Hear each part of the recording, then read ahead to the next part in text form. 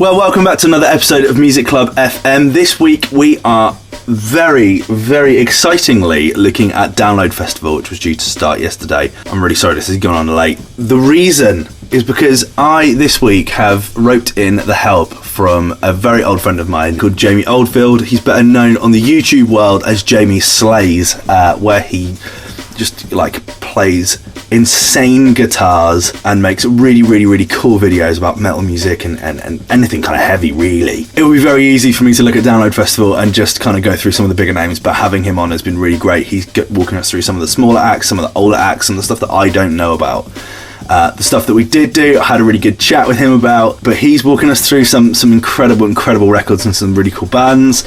So, without further ado, this is me and Jamie walking through Download Festival 2020, the lineup that never happened, and all of its offerings. Apologies up front for some of the audio and the video not staying in sync, but it's really, really fun. It's really long. It's the longest episode I've done, so it's taking me ages to edit, but it's really cool. So, we're going straight into just talking about the Distillers.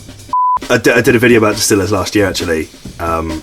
Brody Dahl is still one of my favourite people of all time. Oh yeah, man, she's an incredible not a massive fan of her, frontwoman. but as what she does really well. And then she's got that kind of like really oddly attractive, I could beat the fuck out of you, but I'm also really fit at the same time. I always love that about her. And her voice is insane. It's literally just aggression. It is like her just shouting. It's not like she's not trying to do anything specific. She's just shouting loud, and that's what's happening, which is great.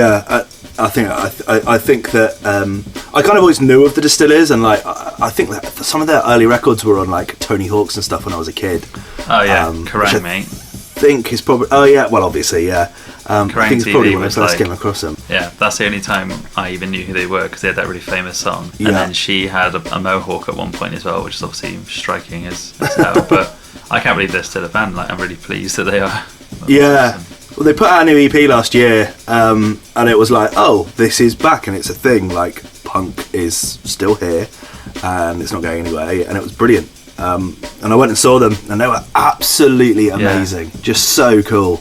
It was a hot day as well. I remember it so well. I always felt that that Hayley Williams was a bit trying to emulate Brody Dahl a little bit. I think certainly in the early days, I think there's lots of definitely. Especially on stage, because now she wears big boots and stomps around like she's doing punk moves and stuff. Yeah. I literally just found a picture of Brody Dahl sticking a dart in her lip, and she looks exactly like Hayley Williams. So yeah, maybe.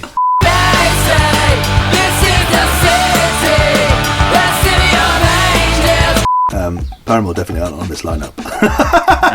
But a fun chat anyway. Offspring? Love Offspring. So do I, man. I did a video, I think it was a year or two ago, and it was riffs that got me into, or music that got me into metal. And it was because it's gateway, isn't it? When I was 8 or 9, I used to go to my mate's house, and he had an older brother who was something 8 or 9 years older than him. And he always had, and he had cassette tapes, so that shows how long ago this was. Yeah. And he had camo wallpaper with that, it was decorated like it was an army surplus store, and he had a massive boombox, and he always had Offspring on, and all those kind of things, Clapdown or whatever they're called, and all those kind of bands were playing. And I'd always listen to it in his room being what's that? That sounds interesting. And then when Pretty Fly for a White Guy came out, I was oh my god, what is this? This is amazing. Yeah. And my dad bought me the single to it. I both got MOP Cold as Ice and The Offspring Pretty Fly for a White Guy at the same time. Oh mate, that is the story. You're just taking me to 1998 right now. That's amazing. That's a fucking cold record. Yeah, I think it would have been 1998, because I was 1998 I think it was, and Offspring. And then trying to learn their guitar riffs and stuff. It was really hard, because they've been going since as long as Metallica, I think. They're almost the same age. They've been around for almost about the same amount of time, at least 30 plus years. Yeah. And some of their punk rock stuff is ridiculously hard to play, because it's all full on. Well, it's hand stuff. Fast, isn't it? It's proper. It was the first thing that I think that hindsight of researching scenes and genres that came before I was born. You had punk, and then you had what they were doing, and it was so much faster. But yeah, Pretty Fly for a White Guy was we're goofy and we're having fun. But Yeah. is it on Americana, that album? Yeah, that's one of the best. That's what a record! I remember and it's got getting like that. Is it She Hates Me or something? Whatever it's called. No, that's bloody Puddle of Mud, isn't it? That's Puddle of Mud. No, it's Get a Job. God. Yeah, that's it. Yeah, and that album was constantly. Yeah, that was 1998. Oh my god. And that album was constantly on Kerrang as well. Like every single they ever did. Yeah. The Kids Aren't Alright is probably one of my favourite songs. She's Absolutely. Yeah. I was gonna say Kids Aren't Alright. Like that's amazing, and it starts with that. I always used to think it was the Buffy the Vampire Slayer theme tune. Yeah, it does sound like it, to be fair. It does. I wonder which one was inspired which. Yeah, well, I think it is. The Buffy guys were called Nerf Herder, which I think is a Star Wars reference. Definitely. And they've been around for years, so I think they did it for. Right. Okay. I did a cover of that song. I love it. But yeah, Offspring for me. I've never seen them live, but that would be a definite. I guess there would be a clash there, but yeah. Well, I don't really like Kiss and Deftones, so I think people will hate me for it. But I probably would see the Offspring instead, to be fair, if I had a choice. I think for just like historic merit, then yeah, Offspring for me is definitely one I'd go see. I think I might have seen them actually. They might have played Reading one year, middle of the day, but I was probably really pissed. So I don't. And they had that music video that had that girl in that was in every music video, and she was in Crawling as well, like black hair, lip ring, and she has like those cans when they spray each other. It's got like the Americana logo. Oh, brilliant! God, my child. Yeah, man. And and you know what? Nothing goes back about like let's talk about Americana, and is it Conspiracy of One was the other record that they had that was massive. But even later on, like was it Splinter? That was a pretty good album. I quite enjoyed that. There was some really good records on that. Because they're still releasing music now, aren't they? I'm sure they are. And like I think when you get to that point, they just don't stop. What was that song they did, and it had like Redman in the video? As original prankster. Original prankster. That's the one. Yeah, that was a brilliant song. I love that. That was so. Yeah, that's Conspiracy of One. I think that's my favourite album.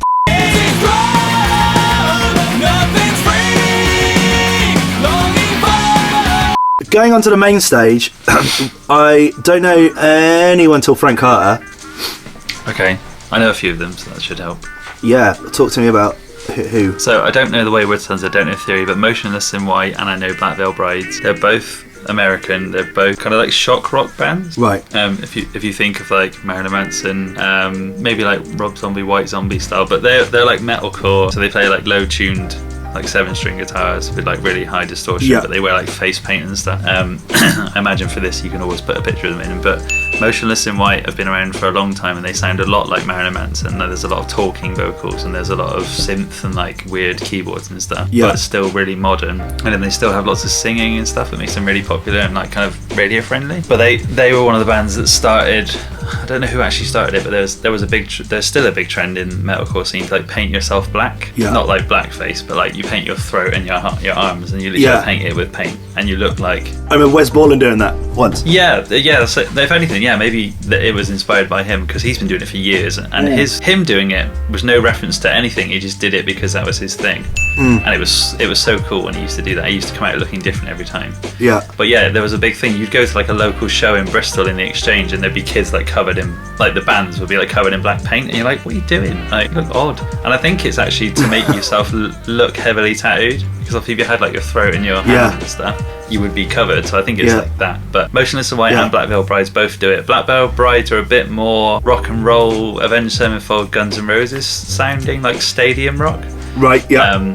So they sound a bit like what if Avenged Sevenfold and Motley Crue and Guns N' Roses had a baby, but they also wear makeup too. So they used to just be like normal skinny jeans, V-necks and stuff, and then they kind of did a thing and they have like fire and there's lots of like operatic stuff, and which might be why they're on like the same stage as Kiss, because obviously they dress a bit like them. Yeah. Well, I guess so, if you look at kind of stage makeup and you look at like the goth scene and then you look at people like Kiss, and the idea of painting your face is nothing new, and then I guess tattoos is one part, but also just making that more and kind of painting your whole body is just another way of doing it, isn't it? Yeah, because I think both of the bands might be from like the California scene, which back in the day, like maybe 2004 onwards, there was like 18 Visions and Avenged Sevenfold and Poison the Well and all those kind of bands that were doing like wearing like pink eyeshadow and like when fully like emo was fully a thing, and like with different fringes and stuff. And I think they're just like the modern evolution of that. I think they're just the new version of what that was when we were growing up, and that's what it is now. Falling from hell, falling from grace, and there is nothing. Have you ever seen Frank Carter or been to a Gallows gig? No, and no. I know who he is. I know who they are. Yeah. I've seen his brother's band. That was interesting. They were called like something in the blues, or they're like a bluesy sounding band. But I know one thing I do like about them, which is why I'd like to see them, is I love his like animosity and like the amount of adrenaline that he's got. It does remind me of like early Sex Pistols and The Clash and all that kind of stuff. Like, he is one thing that I didn't like about going to gigs is like everyone's playing proficiently, but it's boring. Like, it's like you could be watching a robot. Like, he's just so fully charged, and whatever he's feeling at that point is what you're going to get, and you'll definitely remember that when you leave the room. Like, he's a tiny little guy, thin as anything, just covered in tattoos, and just like, and he's ginger as well, so it's like you probably yeah, gonna give it to you fiery. Yeah. But yeah, one thing about them is even if you don't like the music, I think the show, they'll put on a really good show because he's just like fully charged all the time. Yeah. Well, my brother and I and my best mate Smokey, I remember it so well. I think it was 2014. I went to Reading Festival early on, and Smokey said, "Right, we're going to go watch Frank Carter." And I was like, "I have no idea who this guy is. I'd never come across him before." I think I knew the record Devil Inside Me, but I hadn't really come across them. And by the end of the show, me, Will, Smokey and Lauren were just obsessed. I think I've probably seen him and them 6-7 times now. Wow. And every single time they just level it up higher and higher and higher and higher and higher. He does this amazing thing where he's part of the like safety for girls at gigs. So at Reading this year, there's like an amazing YouTube clip of it. But he was like, right, this one's just for girls. There are no men crowd surfing. Girls on shoulders, girls crowd surfing only. And literally, you've just never seen the most happy pit ever. It's just like the most incredible, like the rage that came out of it was amazing. But he's seen him do just wild circle pits, and he talks amazing politics. And you're right, it has that kind of Clash, Sex Pistols, punk era edge. Feels very current, similar to bands like Idols and stuff like that. But oh my god, if you ever get the chance to see him live, it's amazing. Yeah, yeah, because I think Sam Carter from Architects does a similar thing with the girls, and girls not being like abused at shows and stuff. And yeah, there is a clip of him stopping a show because a girl was like being groped in the crowd kind of thing. Just bizarre. And it's definitely if you're up on that platform, it's good to see them using it in that way as well. Just cool. Well, I think as well. Like, I had no idea that went on. I had no idea, and I stopped and I was like to Lauren, I was like, "Is that really a thing, or is that like is he just trying to win the woman vote?" And she's like,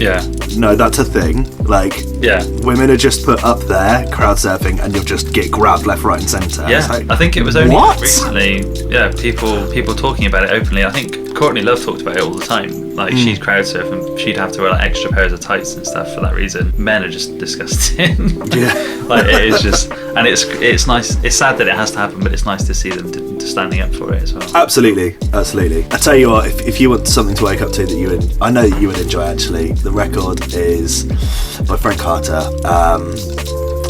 What's it called?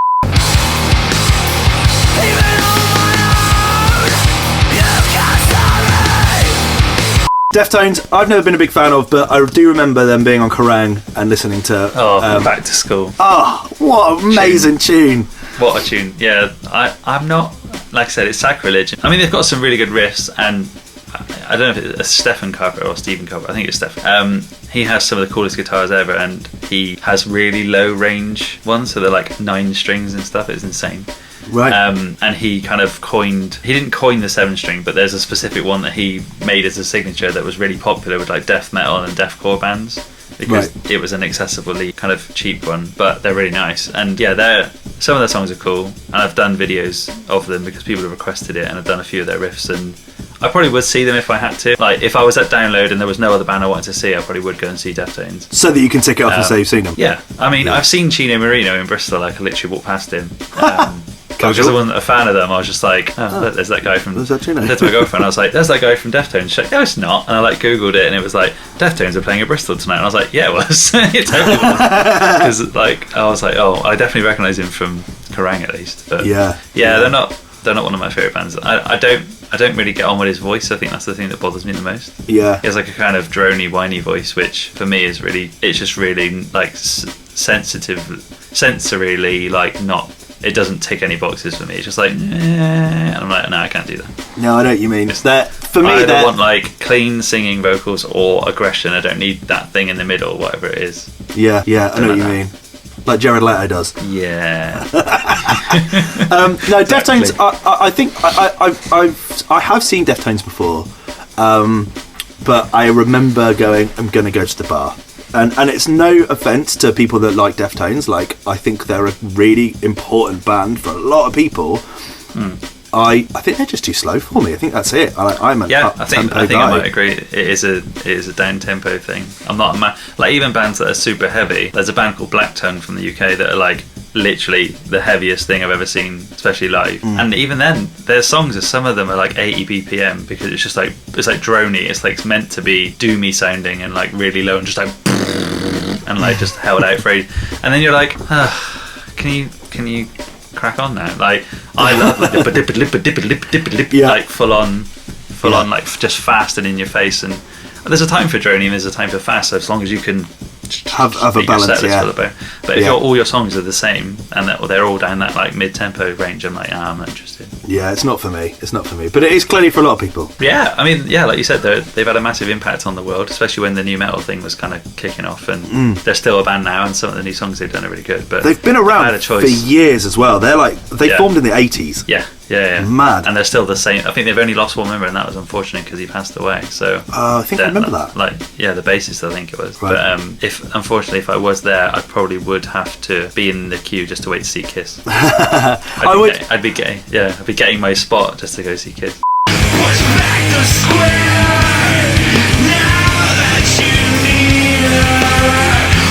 And segueing onto Kiss, I can't think of Kiss without thinking of the film Role Models. With Sean William Scott, because he's obsessed with them. He's talking about his dick. That's another band that I'm not really a fan of. But they've got some great songs like Crazy Nights and what's the rock and roll, God Gave Rock and Roll to You, that one. Yeah. Those two songs are amazing. And most of the bands that I love grew up listening to Kiss. Yeah. Like, so obviously it's an influence for a lot of them. Yeah. But I think I just found it jarring that they wore that scary face paint and then they're like the happiest rock band you've ever heard of. And I was like, I remember having a similar feeling with that, thinking, right, they're going to be scary. Because my first, I think as a kid, my first knowledge of seeing people wearing masks or paint was Slipknot, and they were fucking scary, and their music was fucking scary. Especially as a 10-year-old, it was really scary. But then I remember seeing Marilyn Manson and being like, oh, this is going to be scary. And actually, Marilyn Manson isn't that scary, and it's not overtly heavy. It is not heavier, but it is like a kind of heavy version of David Bowie. Exactly. It is shock rock. It is just a lot of it's more about what he's saying rather than how he's saying it with him. Like, the lyrics are definitely more meaningful. And that's why I never really got into Marilyn Manson either. Like, there's some songs that I really like Fight Song and Beautiful People. Oh, Beautiful People's a hit. Dope Show and those, and Disposable Teens and those kind of songs. But because he took a massive influence from things like Nine Inch Nails and like David Bowie, it is like David Bowie meets Iggy Pop meets what's that other guy, Alice Cooper, and those kind of like shock rock elements, but it's still kind of mainstream in a way. Yeah, I know exactly. What you mean. For me, that's why Kiss is a bit like, but they look like that, but then they make music like this. It's really odd. I do think though, if you look at Kiss and you look at the era they represent, like they are 80s glam rock, hair metal. They're like the perfect kind of thing for all of that. Well, they've been around for longer than that, haven't they? Probably like late 60s or something. Well, I honestly don't know. It's probably because didn't they do a disco checking. record? Oh, 1973, yeah. Wow. Didn't they do a disco record? I don't know. I think everyone was like, "What is this?" And they did an unmasking, and then everyone hated them. Oh no! Because they came out and did a whole show just as them, and I don't think people liked it as much because they love being like part of the Kiss army and stuff. Well, it's part of it, isn't it? It's part of it. It's just it's funny. But it's like a whole. So I mean, like Dimebag Darrell from Pantera, his favourite guitarist is Ace Frehley from Kiss, and a lot of his guitars have stickers on them that are Kiss ones, like literally pictures of them. And then the drummer, like there's a video of them like painted as them, like it's like them as kids, and then the drummer's wearing like his little cat makeup and stuff. Like for me, I think I could never disrespect them fully because, like I said, the people who I idolise loved them, but I'm just not a fan. But you know what? I'm just looking at some of their records, and I'm like, actually, you know what? I was made for loving you. Oh, they are really good. You just got to remove the fact that they look like they should be a lot heavier and louder. Yeah.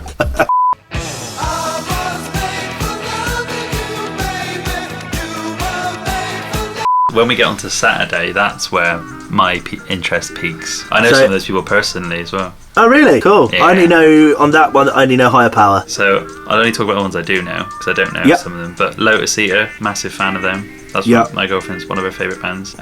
They're very, very interesting. Like they're a new type of music that I'm still not sure what came first. There's a band in Australia called Alpha Wolf, there's a band in Australia called Dealer, and there's a band in the UK called Loathe, who are also on this same day, but on the Avalanche stage. And they're all very similar sounding, but I don't know which one came first. So it is almost like the new metal revival.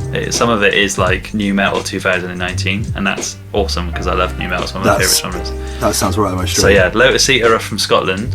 And they're one of the, like, out of all the bands I've ever seen in my entire life, they've put on one of the best live shows I've ever seen in the Exchange in Bristol. Oh, I've been to a couple of really good gigs there. 50 to 100 people, if that. Yeah. And the guy was playing as if there was like millions of people there. And amazing.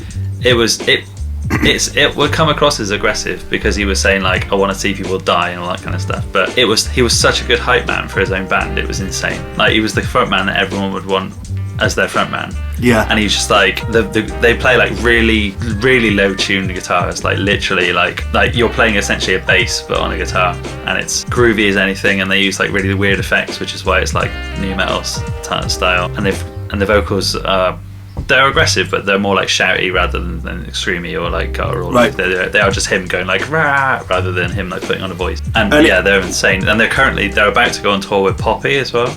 Oh, wicked! Which is insane because obviously she's like just blown up over YouTube because she's like this weird character which is like a robot. Yeah. But they also went on, I think they went on tour, or it got cancelled, but they were going on tour with Bring Me the Horizon. Right. Which is also massive because where was it? It must have been a festival where they were both there because it was before Corona. Like, now life is like pre-Corona and past. Yeah.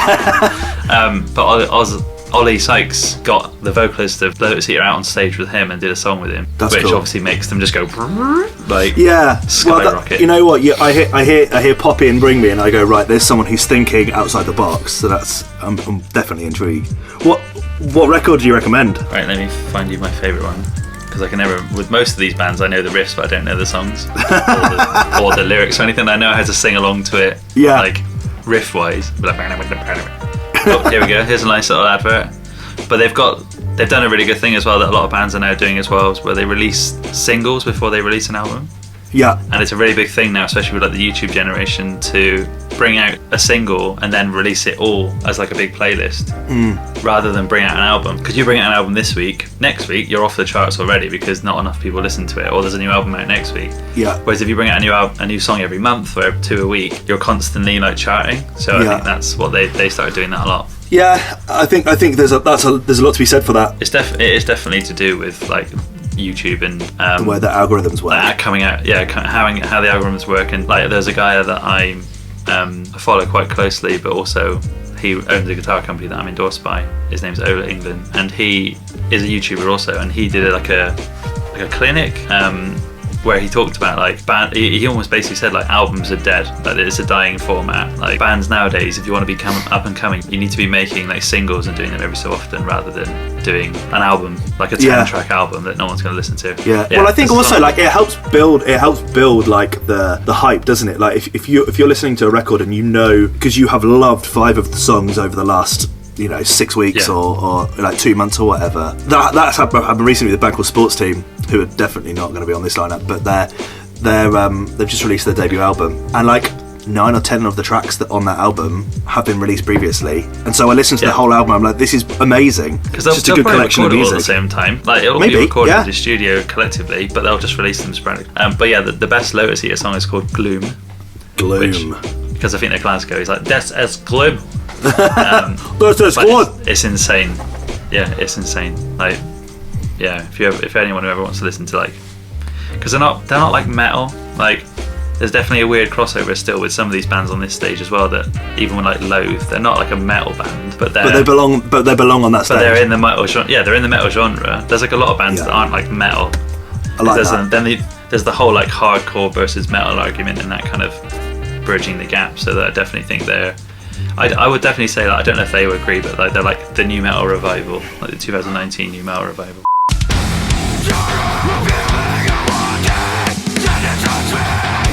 Bleed From Within are a band that I know personally and I've known for years. Yeah. And they're amazing. Also, they're also from Scotland. All got really long. Well, two of them have got really long ginger hair, which is great. They've been around since like 2009, I think. And ever since I heard them, I wanted to be in that band. There's videos of me on YouTube maybe 10 years ago playing their songs and stuff.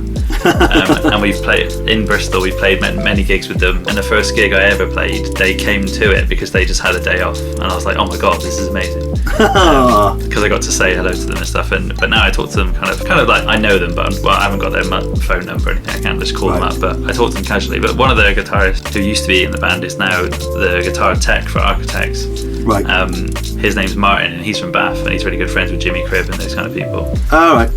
So he's been around for a while, but yeah, they've just released a new album literally like two weeks ago called Fractured or Fractures, and it's really good. It's mixed by a guy called Nolly Getgood, who humble brag is one of my friends also, but he's mixed probably a few of the bands on this stage. But yeah, it's really good. It's kind of. They're another band that now don't really fit into a genre. They're just metal. Like they literally just are a metal band. In the same way that they've been likened to the UK's version of Lamb of God. I'm not necessarily think musically, but just in the similar kind of where they've come from, what they've done.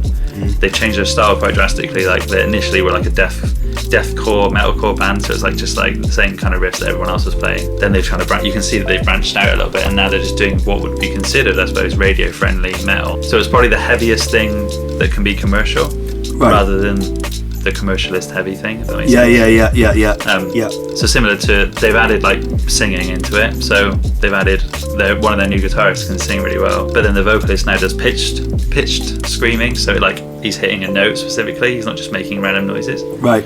Which bands like Architects did, and bands like While She Sleeps did, and they've got that formula down as to how to be kind of heavy but like relatable and radio friendly at the same time. Yeah, so yeah, definitely. Bleed From Within are definitely up there. They should definitely be higher on that stage, to be fair, but they are very good.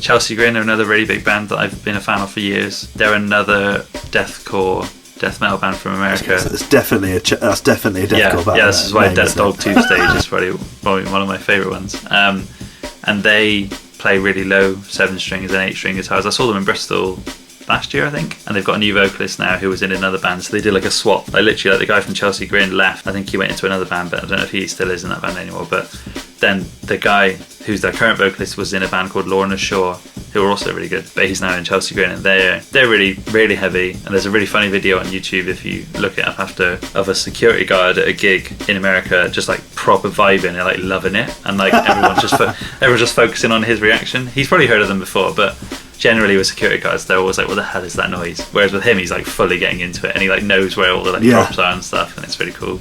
That's a really funny video. But yeah, they're really, really good, and they've only got one guitarist, so like a 4-piece, but they have like a MacBook Pro with like samples and stuff. So yeah, they're awesome. Cool. If most people probably know who they are if you like metal.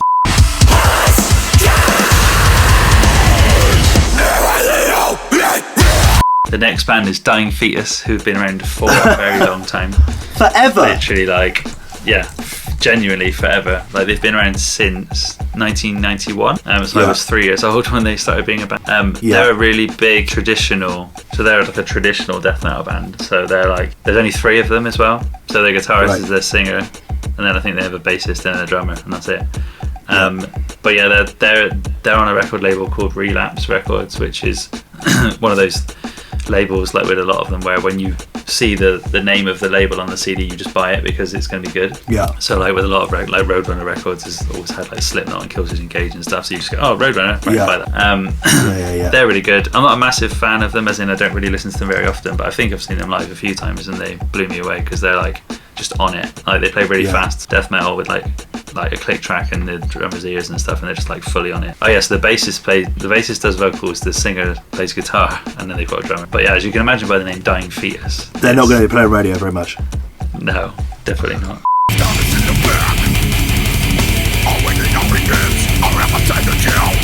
So Obituary are another really classic old band, and I'm not sure if they've got the same members. I'd be surprised if they did, because some of them in the pictures look really young.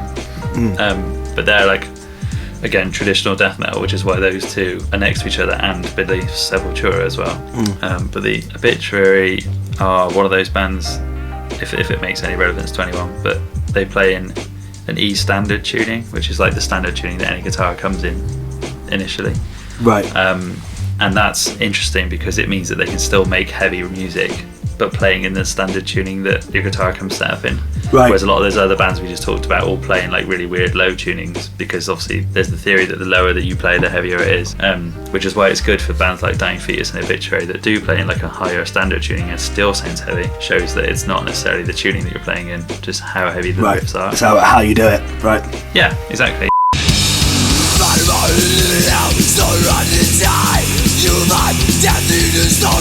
But yeah, and then Sepultura, so that's another band that's been around since 1984. Right. They're from Brazil. Oh, really? And yeah, and they have their brothers, two brothers called the Cavalera brothers. Max Cavalera is their vocalist, and they've literally been around forever. And they always used to wear like typical kind of leather jackets, long sleeve shirts, heavy metal hair, like long wavy hair. I only knew about them because when I was growing up and listening to new metal, there was a band called Soulfly that did a song with Corey Taylor from Slipknot. Right. And the vocalist from Soulfly was the vocalist from Sepultura. So Sepultura are like a really, really old thrash metal band. Right. Another band that play in E standard, which is heavy as well. But they were really like again, if you imagine it's the same era of Slayer, Metallica, Megadeth, Anthrax, Sepultura, fast. Just everything was fast and heavy. And the vocals aren't like similar to Metallica. They're not like shouty and aggressive. They're more just like them going rah, rather a bit more aggressive, but not like. Yeah, they're not like putting on like a death metal growl or anything. It's just them being aggressive. So from my knowledge of Download and that stage is that it's a very small stage, so that sounds like it would be pretty cool to see it. Well, yeah, there's not very many bands on there for the whole day.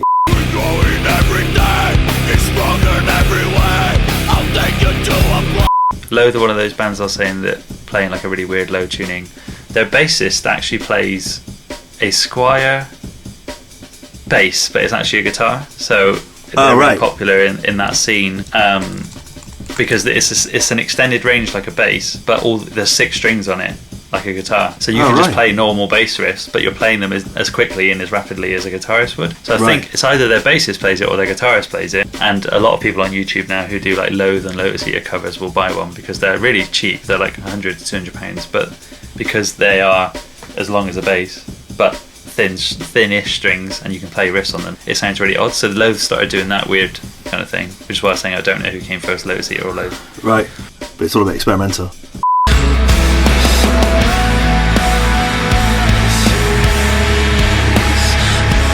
And did you have a funeral for a friend moment when you were in your late teens like I did? Oh yeah, Juno was a banger. I remember buying the single of Juno, and I think it had a tree on it, or that was 6th, I can't remember. But it had 2 versions, and one was spelled like Juneo, like with like bow, like EAU, and then one was spelled like JUNO, I think. Right. And one had screaming in it, and then the other one didn't. So one was like the radio friendly version, and one wasn't. They had their like acoustic-y, like we're going to pretend to be a California band part. Yeah. And the other one was like, no, and we're from Cardiff. Yeah. Roses for the Dead is an absolute tune. In fact, wait there. Have you got vinyl or something?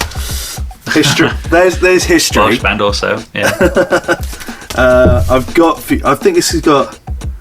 That's the video mix. I remember buying it on a 7-inch. Like, must have been 2007, and just being like, "Yeah, that'll do." They're amazing.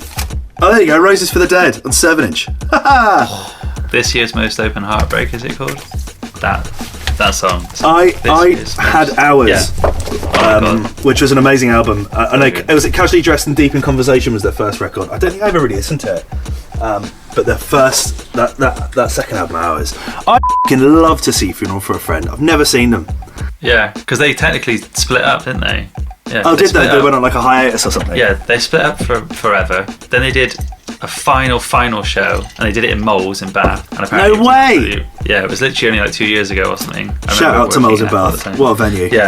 Yeah, what a venue. Hey, Moles. And it was apparently rammed and there was sweat dripping off the ceiling and everything. And then recently, they did 2 more shows because it was like a cancer awareness thing. Because one of their biggest fans, unfortunately, was dying of cancer. So I think it was like a last wish type thing.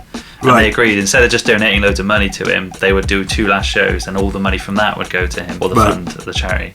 And then obviously they've got asked to do download, and they said yeah, but now unfortunately they can't do it. Which sucks. Yeah. But I remember like Streetcar, that song. Yeah. And like the bit at the beginning, the bip, bip, bip, bip, was his actual phone number, and people figured it out and started calling him his number.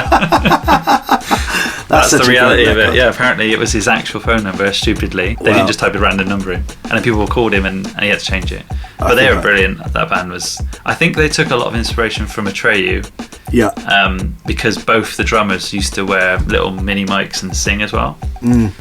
So yeah, the drummer in Funeral for a Friend did, and so did the guy from Atreyu. So they almost like Wells' answer to Atreyu. But yeah, they were brilliant. For anyone that was looking to like get into a scene, then the kind of British indie scene, the emo scene, which I thought was just absolutely brilliant. They just smashed it. They just absolutely smashed it, and that second album theirs was absolutely brilliant. When there's a road, we can't turn for a while. That whole bit, I would skip all of those bands and go straight to Mastodon. Well, Bush, fun fact, the lead singer was married to Gwen Stefani for years. They never really did it over here, did they? They're much bigger in America. But they're English though, weirdly. So yeah, very strange. But yeah, I'd probably wait for Mastodon, but I'm not a massive fan. I've seen Mastodon with Slipknot and Slayer, that was awesome. Yeah. They've got a song called March of the Fire Ants, which is insane because they did a thing. I don't think they were the first people to do it. Black Sabbath might have done it years ago, but the guitar was in a standard tuning, but then the lowest string was tuned really low down to an octave below. So when you're playing a standard power chord, you're actually playing like an octave chord, but the lowest note is like B or something. It was ridiculous. And that's a really good song. But I'm not a massive fan of them, and I know people who love them. Yeah, well, they have been around for a long time as well. And they're all ginger, which is great. I love it. For anyone that's on audio version of this, Jamie is ginger.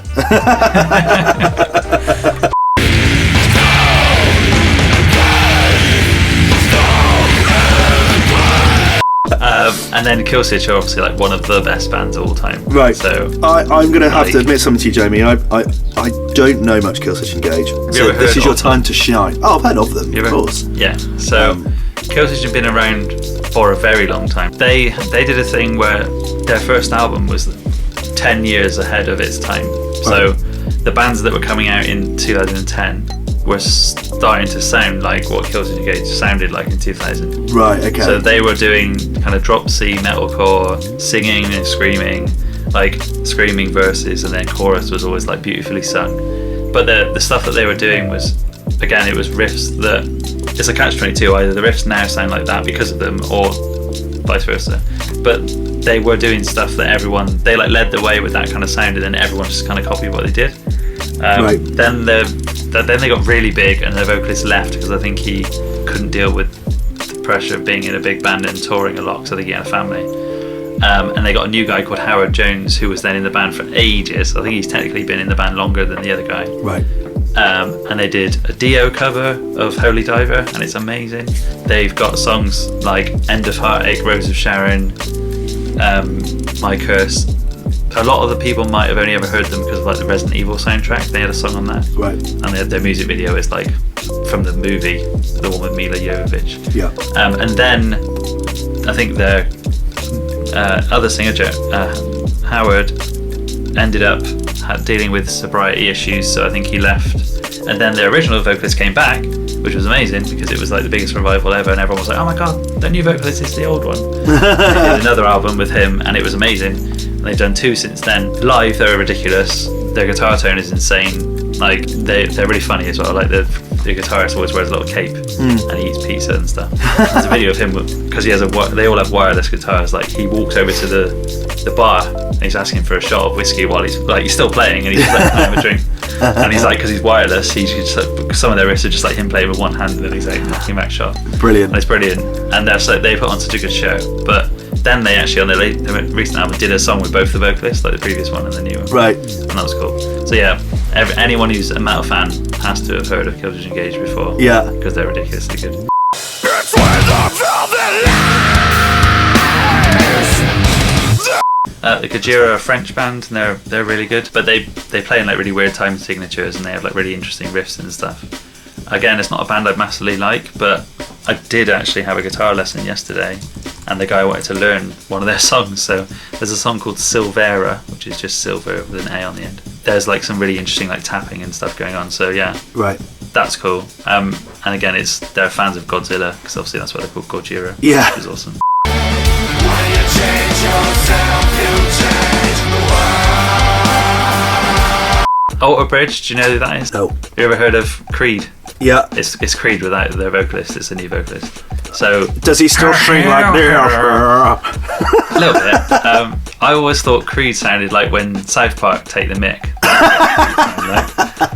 Hail to the United States. Yeah. I just think of Creed, and I just think they are every band in the 90s. Like, if you go back and listen Yeah. to like any band in the 90s, That was that's it. absolute Christian metal. Wasn't it? Oh god, yeah. Alter Bridge aren't that bad. They're pretty good. Like Mark Tremonti is their guitarist, and he's really good. He's also a massive fan of Dimebag Darrell from Pantera, which is cool. But there was one really song that I did like called Broken Wings, I think. Right. Yeah, 2010. Yeah, Broken Wings. No, Open Your Eyes. Sorry. Oh no, yeah, it is that one. Yeah, Open Your Eyes. I think it only got released in 2019 on YouTube, but it's a really old song, I think. Right. When they open their eyes and realize we are one. Yeah. And then Iron Maiden, again, like with Kiss, I'm not actually a massive fan of Iron Maiden, Yeah. which is sacrilege for a metal fan. Yeah, that shocks me there, Jamie. Yeah, I mean, I should like them because I'm actually not even a massive fan of Black Sabbath either, to be fair. Right. And that comes down to the thing we were saying earlier about like tempos and stuff. Like for me, it has to be kind of upbeat and kind of like lively. But Iron Maiden are alright. I just don't really like the vocal style. It's like power metal. And Yeah. It's like It's of an era though, isn't it? I think if you cast your mind back yeah. to like when Yeah, it was so, and they're so British as well. That's the bloody best bit about them. and Bruce Dickinson is a pilot. Yeah, I've noticed that he's like now wears like a World War II like gunner's outfit. Yeah, very odd. Again, if I was around in the 80s, I probably would have bloody loved it. Yeah. I probably would have loved Black Sabbath and Iron Maiden and Judas Priest. And I think because I grew up listening to metal in like 2001, I think it was like the new metal era. It was Kerrang wasn't showing Iron Maiden, Black Sabbath and Judas Priest. They were showing Slipknot Yeah. and Linkin Park and Limp Bizkit. So it was like remember I instantly went straight into like the opposite genre to what they stood for. But I remember as well, like going back to like Kerrang and stuff. They would every so often they play like a Kiss record or I remember them playing Run to the Hills by Iron Maiden on there so well. And I just remember at the start it said, "Give it respect." They started it, but I remember listening to it going, "This isn't very good. This is like heavy stuff." Like there's a band that I really like called Cradle of Filth. And I distinctly remember when I was on like Dark Starlings or Vampire Freaks or whatever it's called. It's basically like Facebook for goths. Some goth forum. Yeah, and I put Cradle of Filth as one of my favourite bands, and I was just like, but I don't like Iron Maiden. And someone was basically like, if it weren't for Iron Maiden, Cradle of Filth wouldn't be a thing. And I was like, oh yeah, I suppose you got a point. And then like Cradle of Filth have done Iron Maiden covers. They've done like I can't remember what it's called. I've done a cover of it. I can't remember what it's called, but they have a point. But at the same time, the Rolling Stones is Slipknot's biggest influence, and they don't sound anything like them. So I don't like the Rolling Stones either. It's the same thing where like you could say like you don't have techno or you don't have house music or you don't have pop music or anything without Kraftwerk. That doesn't mean that you have to love Kraftwerk. Like Kraftwerk, but if I was to put an Iron Maiden song, it would be either Number of the Beast or The Trooper. Yeah, because the riffs in them are pretty cool. And like I said, they've got 3 guitarists, so really I should love it because it's like guitar harmonies coming out your ears.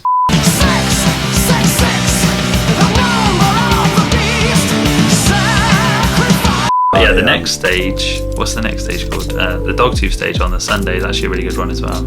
I don't know any of those guys.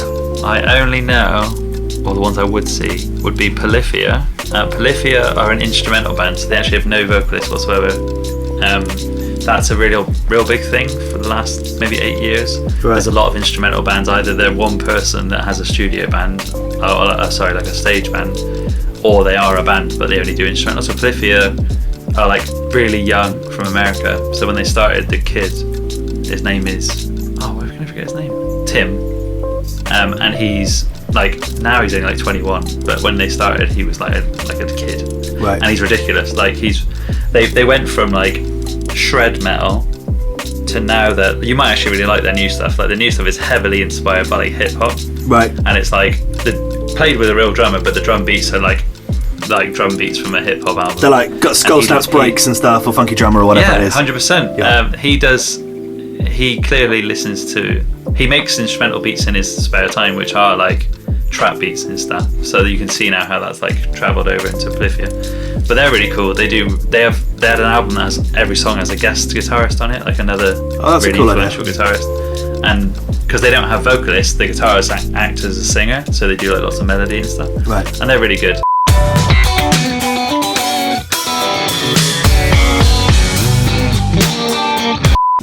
North Lane are also really, really good. So I was saying earlier about Nolly Getgood, who mixed the Bleed From Within album. He also mixed the North Lane latest album, and it won Best Album of the Year last year. Wow. And if you want to hear new metal in 2019, it is literally taken from that year and just made modern, but in the best way possible. So North Lane's latest album is ridiculously good. I've listened to it maybe 100 times at least. I listen to it almost every day when it first came out. I listened to the singles because I like that they do that thing now when you like pre-order it like goes into your thing and you just listen. And I listen to maybe the 3 songs over and over just on a loop. They have a song called Talking Heads and Bloodline and 4D. I think Bloodline is probably the one I'd recommend. Yeah.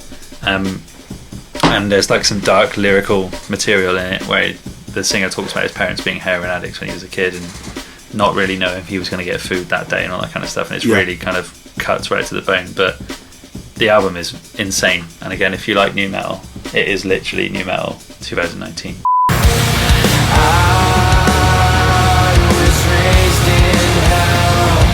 Periphery is a band that Nolly was in, so that's also another mention of him. Yeah. But Periphery are a band from America. Their guitarist, his name is Misha Mansour, and he initially was in his own studio project just called Bulb, like Light Bulb, and he used to just release his own music on. There's a really famous guitar forum just called 7stringforum.org.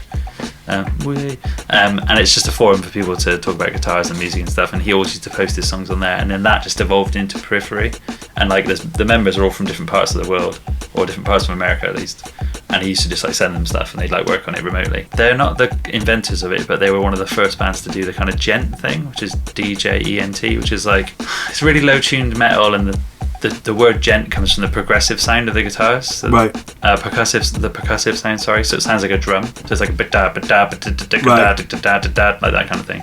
And there's a band called Meshuggah from Europe who kind of started the thing. They're not a gent band, but they inspired a lot of people to make that kind of music.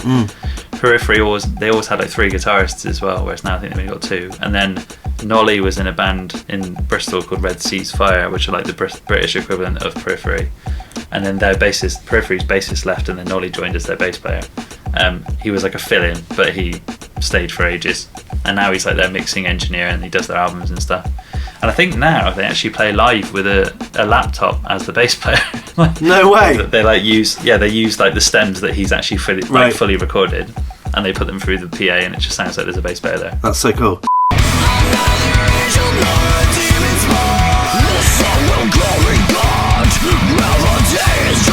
Well, I did a video about the Hara, I did a video about Cemetery Sun, and I did a video about Milk Teeth. They're all kind of pop punky bands. Mariana's Trench, I know is a place. Cool band name. There's a band. Yeah, there's a band in America called August Burns Red who have a song called Mariana's Trench. There's also a really good beer called Mariana Trench. Mariana Trench Foot. There you go. It's a nice IPA. If but Bowling for Soup, absolute bangers. Like, again, talking about Offspring and Kerrang. Yeah. Bowling for Soup. Like that song, Girl All the Bad Boys Want, was one of the songs of our generation. It was. I think. Do you know, I did a video about Bowling for Soup last year, one of the first ones that I did, and basically I put a video together before I did my WTF series, which just basically said that like RNL is a festival of new music. It's what young kids listen to. This is what it is. Yeah. And so when I did my body, and this is to clarify for anyone that's watching this, that's wondering what the fuck, because there was so much hate. But Bowling for Soup, the reason I was questioning why they were playing Reading and Leeds is because they're not a new band. They're not releasing new music, or like they're not current with 16 and 17. They're still just playing their old songs. Absolutely. I'm not saying it's bad. It just wasn't designed for that stage. They're not new. Yeah. That's all it was. So to clear it up, I don't hate Bowling for Soup. I would definitely go see it. Oh mate, so much hate. I've got more dislikes than I got likes. Not as bad as Bastille, but you know, I got absolutely torn apart. I still get messages going, "How dare you? You're a f***er." Yeah, Bowling for Soup are like so good. Like they're so funny and just like camp, and they have a laugh. They know what they are, and it's just But they also did a cool thing, and I think it might have been Download last year or Reading or something like that, where they played, and they did, you know, like on Kerrang they always did the in-between bits with interviews of the band members and stuff. They're like, "Hi, I'm backstage with the guys from Bottom of Soup," and they did a thing where they did "Girl All the Bad Guys Want," but changed the things to be modern references. Right. So instead of saying like she likes Godsmack and Agent Orange, which were like really heavy bands, and he's like, "But I love whoever he loves," he says like Post Malone and someone else talking about, and he like references like Snapchat and Instagram and stuff. Right. So it's like a modern rendition. It's an update of it. So it's just an updated version. Like you said, they're not releasing new music; they're just updating the old ones. So that would probably be the song on the playlist. Has to be "Girl All the Bad Guys Want." Or what was the song they did where the video was them like in a street and the lady it was like across the road was like a MILF. Yeah, 1985. That's the one. That was 1985. Yeah, but I like it because the video is them dressing up as loads of other people from 1985. Yeah. They do like a Motley Crue thing, and they have a laugh with it. Yeah, absolutely. Yeah. So yeah, I probably would watch them. Springsteen, Madonna, way before Nirvana, there was U2 and Blondie, and music still on MTV. The next stage, the second stage, I only know maybe 2 or 3 bands. So Wednesday 13 is someone who's been around for a very long time. So Wednesday 13 was in a band called Murder Dolls, which was the band that Joey Jordison from Slipknot was in. Kind of created him and Wednesday 13 made Murder Dolls, and it was the first time you saw Joey with that mask on. Right. So it was like, wow. I remember getting the Kerrang edition was like, you're not going to want to miss this magazine next week because you're going to see like Joey Jordison with that mask on. Yeah. Which at that point it was his Stone Sour, is what you're saying. Yeah. Well, no, Stone Sour and Wednesday Murder Dolls came out at the same time. Right. So it was like Slipknot went on a hiatus after their Iowa album, like just like we need a break from each other because they hated each other, and they did other things. But Wednesday 13 actually was a band before Murder Dolls. It's kind of like White Zombie and Rob Zombie. It was kind of like White Zombie. Rob Zombie re-released some of the White Zombie songs as his own songs, and Wednesday 13 did the same thing with Murder Dolls. Right. But it's kind of like shock rock. It is like glam rock with a heavier lyrical.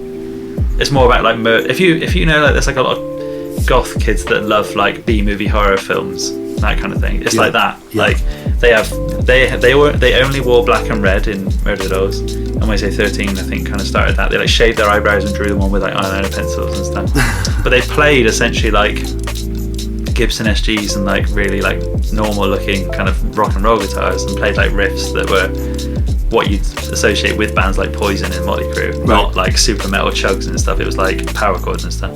But they had songs that referenced like Dawn of the Dead, the film, and there was like samples from films and stuff in it. Right. But I haven't listened to Wednesday 13 since then, and I know that his music is a bit more modern, so I think it might be more down the lines of like Marilyn Manson and that kind of thing. But it's him, and then it's his band, so he's like the person, and then his band. Bullet in your head, is how I want it, your body on the floor.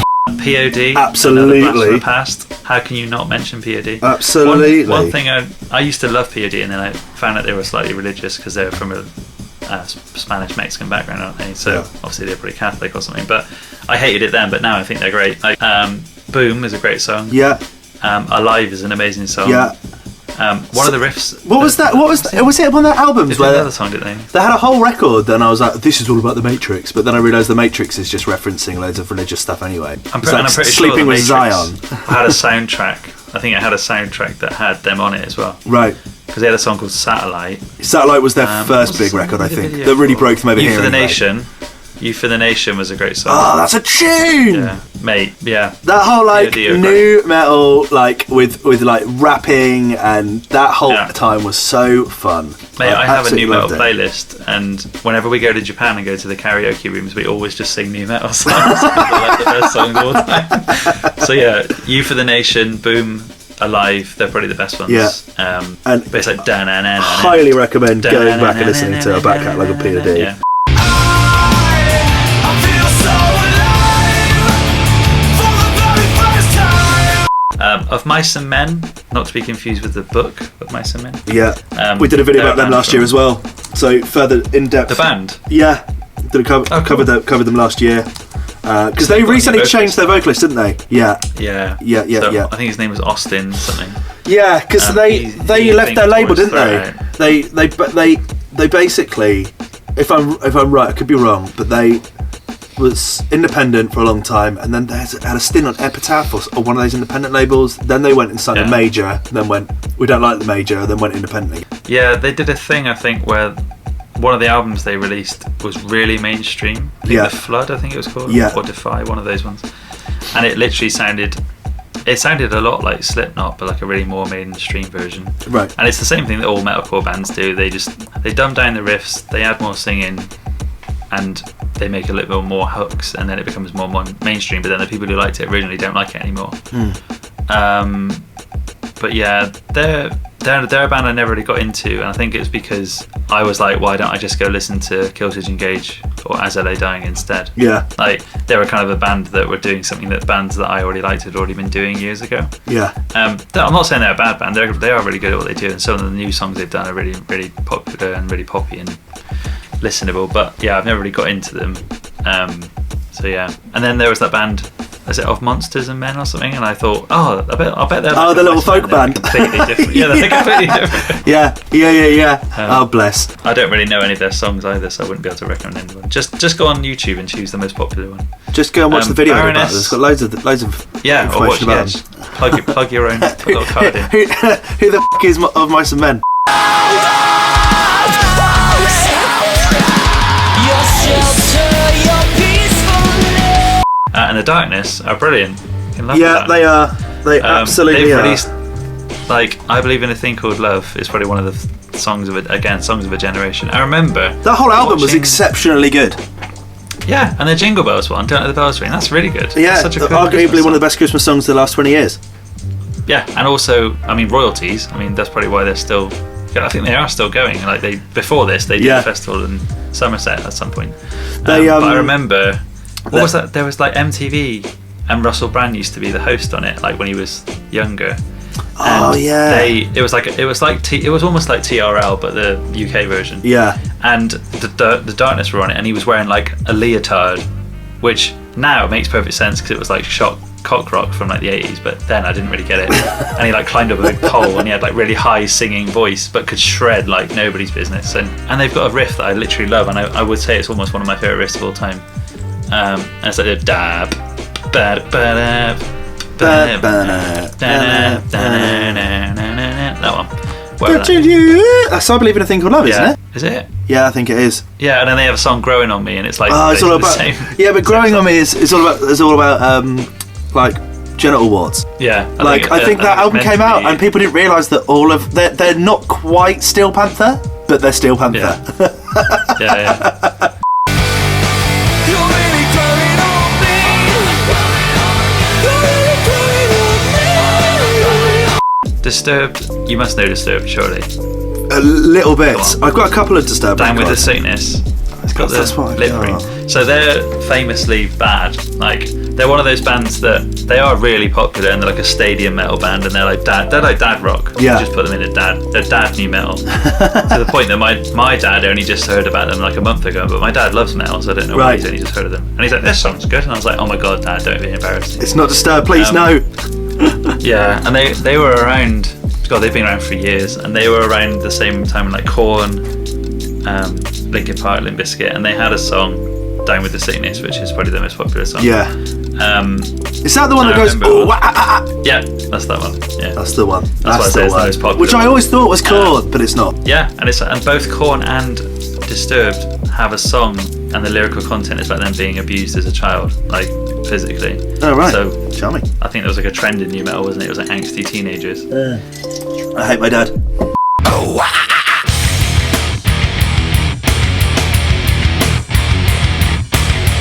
Yeah. And then the next few bands are really cool. I really like a few of these bands. So Wage War are a similar, maybe similar to Of Mice and Men and North Lane. Like if you like that kind of stuff, you'll like Wage War. Wage War are a metalcore band from America as well. 6-string, 7-string, low string metalcore. Everyone's ripping off Killswitch Engage pretty much. Yeah. But they're quite popular because they have singing in as well. They did a new album recently that everyone kind of slammed and said it was just too similar to their previous one, but more mainstream. But I really liked it. I thought it was pretty good. That album was called Pressure, and my favourite song off that one was Hurt, I think, because there was a trend where a lot of bands were using one words and titles for their songs. Yeah. So they've got Fury, Hurt, Low, Ghost, Grave, Prison. But that album is just really good. So I would say, yeah, it even says like for people who like bands like Polaris, Dayseeker, and like Moths to Flames. So there's a band I also like.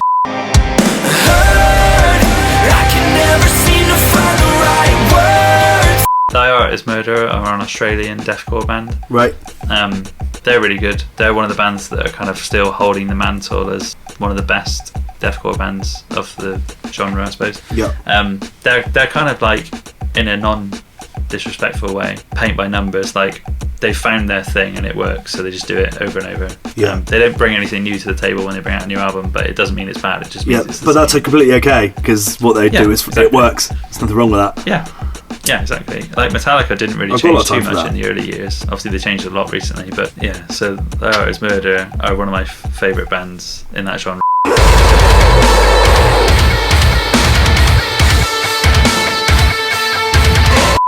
Have you heard of Baby Metal before? No, Baby Metal. I've seen Baby Metal. Yeah. So Yeah. Japanese band. 2 girls now instead of 3 because one of them's left. Yeah. But for anyone who doesn't know, Baby Metal are what's technically known as an idol group. Right. In Japan, they have idol groups that have been kind of manufactured by record labels and stuff, Right. or agencies. And people in Japan get really obsessed with idol groups in the sense that, kind of like when things like Backstreet Boys and Boyzone were big, and like everyone's sister or mum or girlfriend had a favourite member. Yeah. Kind of like that. Like idol groups can have. There's one group in Japan they're called AKB48, and they have 48 members. It's ridiculous. But Baby Metal the members were all taken from different Manufactured, groups that they used to be in. but heavy as. Yeah, and then they found a band, and the band is a session band, but the band are amazing. Like they're like really famous, like blues guitarists and stuff from Right. Japan. Like one of them unfortunately passed away recently, and they were really good. But their drummer is amazing. Their guitarists are amazing.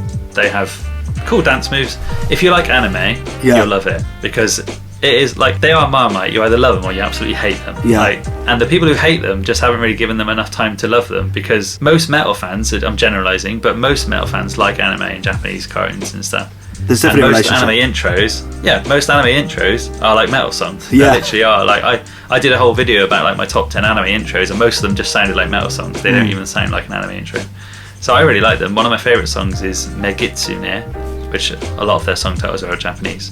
And Megitsune is to do with foxes. So they do this. So instead of doing like the hand with the horns, they do it like this to make it look like a fox. And I love foxes. I've got loads of tattoos of foxes. I've got fox masks in the house because Japan loves them too. They think they're mythical and stuff. Yeah. So that's their angle. But yeah, they're cool. I'd like to see them live. They look really good live. I think if you listen to like the kind of the newest turn of Poppy as well, since Poppy's gone a bit mad and heavy. Poppy is heavily inspired by Baby Metal. Definitely kind of like inspiration there. 100%. Like the people who ever run Poppy's thing, they would have just gone, we just need an English version of Baby Metal. Yeah. And to be fair, give them their due, no one has done it yet, so they beat them to it, because Poppy was a YouTuber who was weird, and she did like ASMR and stuff. Yeah. And she used to be like, "Hi, I'm Poppy," and it was like an art project, isn't it? It was an art project. Yeah, because I watched a whole video about it, and there was a girl doing it before that, and then they were going out, and then they split up, and then he started going at Poppy, and then it became Poppy that was the girl that did it, because there is videos and things of her talking normally, just being like, "Yeah, I am this girl Poppy," and she's on like radio shows and stuff. I did a video about her last year as well, because she played Reading and Leeds, and it was sometimes like I spend like an hour researching a band, or a couple of hours tops. I must have spent 6 or 7 hours just going through stuff with Poppy, just being like, what is happening? Because to my there's that brain? guy on YouTube who does the like before they were famous videos. He's really cool, and he talks like, "What, Poppy? Before they were famous?" Like he's like really overly American, and he did a whole video about it, and it was really interesting. But yeah, Baby Metal is the original. Definitely. What if you put kawaii dancing and singing over metal. It would be amazing, and that's what happened. And then they blew up massively. Like, they're international. They're more famous than the rest of the world than they are in Japan. Yeah. Like, I speak to people in Japan and they've never even heard of them. They're like the biggest bands to ever come out of Japan ever. And they were like going on tour with like Judas Priest, Slayer, like Metallica and stuff, and like they didn't even really like metal. I can guarantee they probably don't even like it. Like, yeah, they appreciate it now and they appreciate their fans and stuff, but they probably don't listen to metal privately because it's just a job for them. Yeah, it's just a job. Well, fair and enough. then that formed a band called Ladybeard. Have you heard of them? No. And that's a guy. If you've watched the latest Paul Hollywood documentary when he goes to Japan, he meets the guy from Ladybeard. Right. And he is a Australian wrestler with really long hair and a beard, but he wears a maid outfit and he sings in a band called Ladybeard, or he did, but he doesn't anymore. And it was like basically like baby metal. Like, he would sing in Japanese and the girls would sing and they would do little dances and stuff. Brilliant. But it was cool because it was like heavy as anything.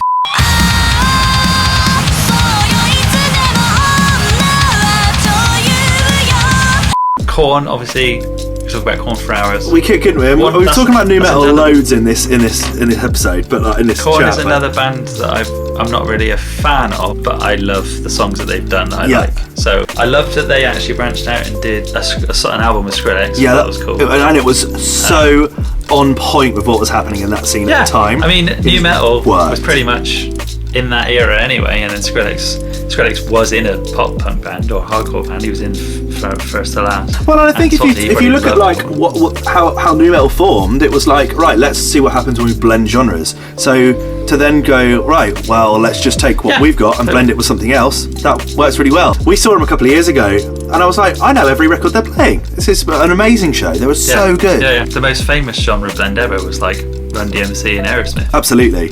Like, so if they did it and it worked and they didn't think it would, that was amazing. Absolutely. But Korn, like they were one of the first bands, or I think the first band, as in a band, not an instrumentalist, that used 7-string guitars. Right. So 7-string guitars now aren't even really that heavy anymore. It's more like 8 and 9, and there's even 10, which is insane.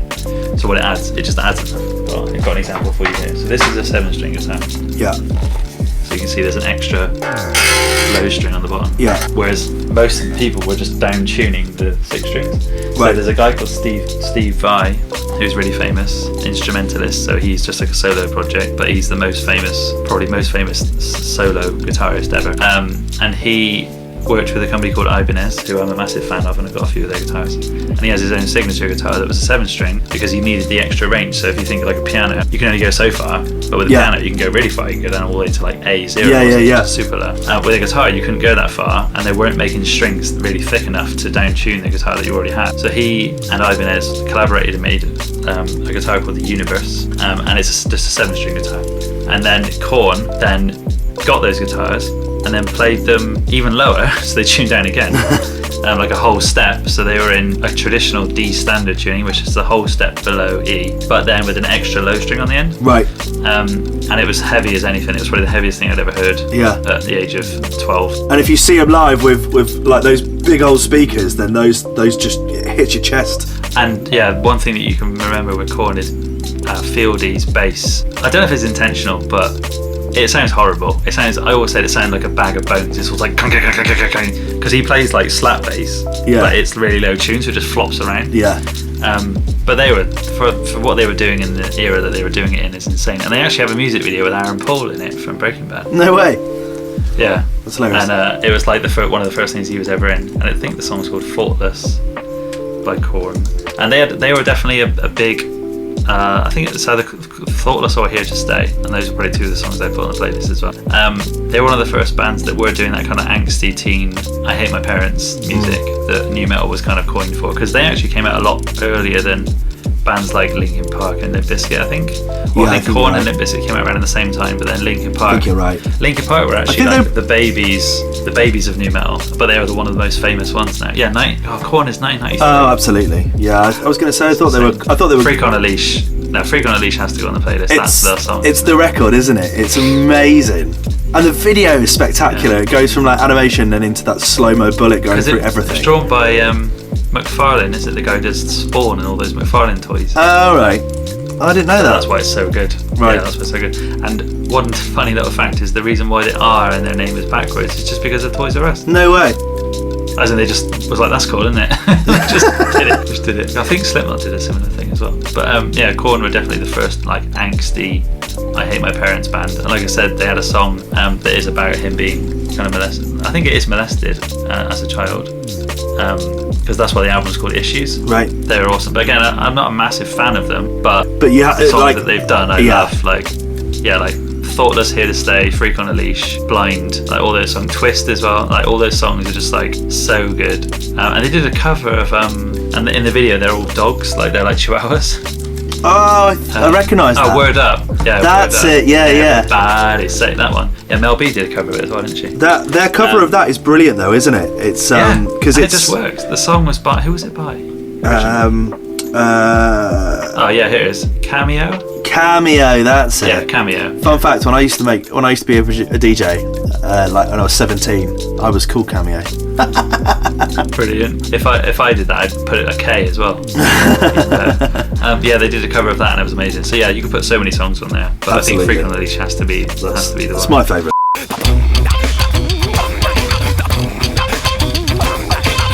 And then System of a Down. You know System of a Down. Everyone knows System. First record I bought by myself as an 11-year-old boy, January the 20th, 2001. I went and bought Toxicity. What? Toxicity, yeah. Oh, spectacular album. Toxicity is the first album I heard too, but then you realise it's their second album. Yeah, it's just So Sugar, the actually first it's one. No, it's just It's called System of a Down, but it's got Sugar on it. Yeah, but Sugar is on it, yeah, and Sweet Pea and Yeah. No, and they are very interesting. I don't know what genre they fall into. You but can listen they to do. because I think Toxicity was produced by Rick Rubin, wasn't it?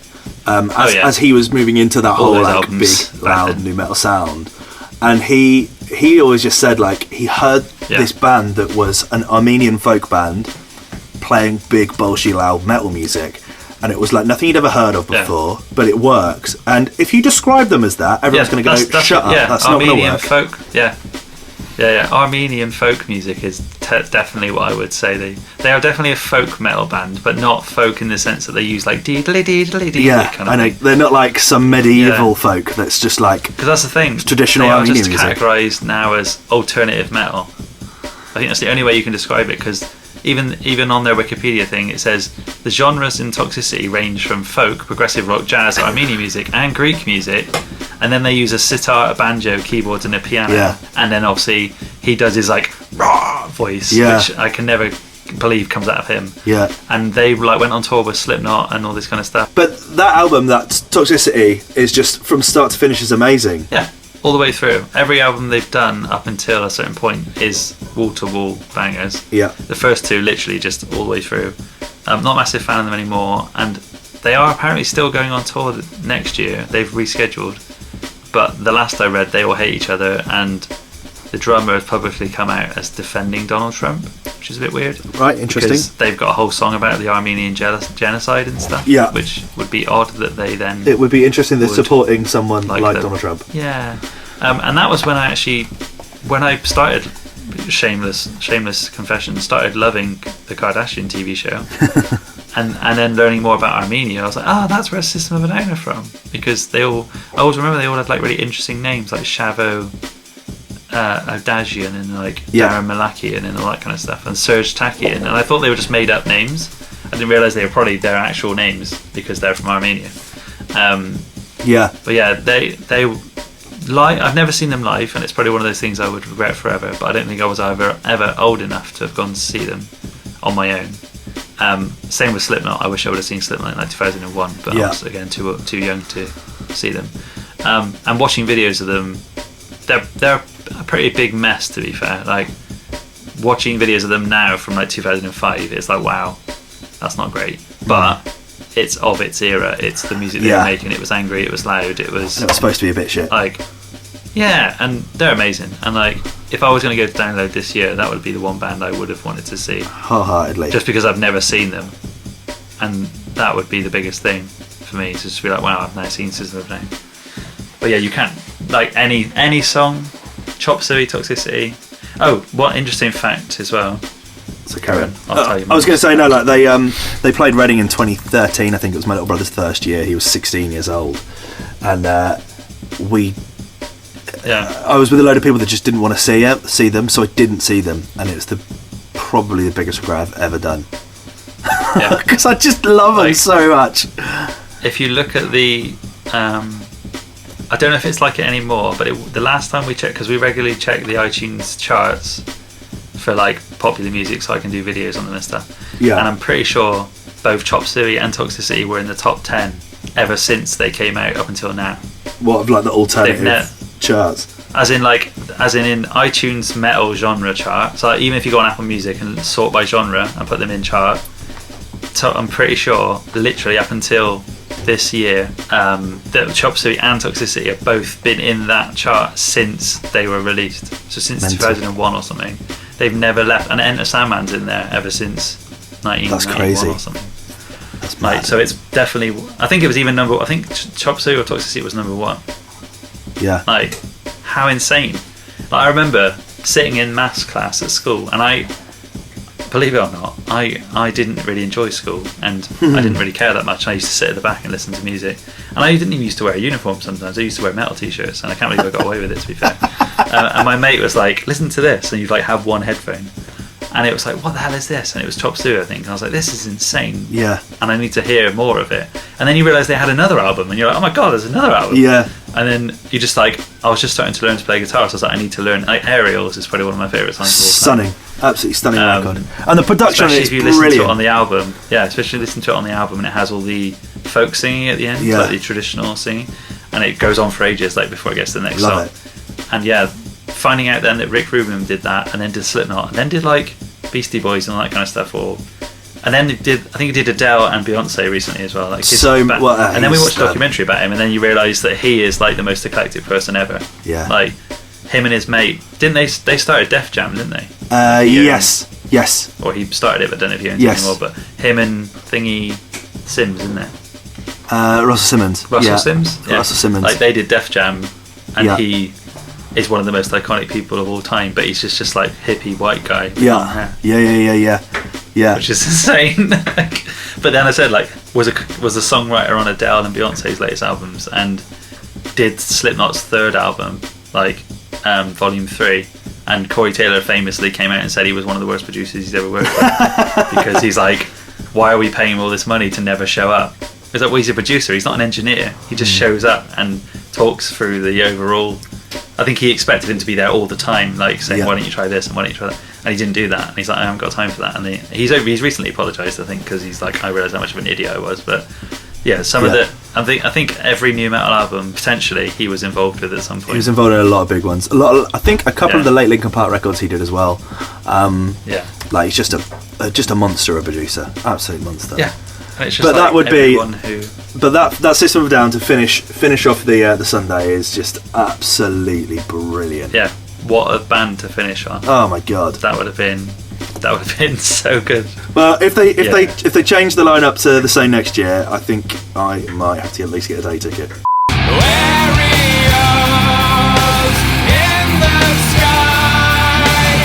Thank you so much to Jamie for taking time out of his day to record like 2 hours worth of footage nattering on about a festival that never went on. This has been a really fun episode to do and talk about, and I really appreciate everyone for tuning in.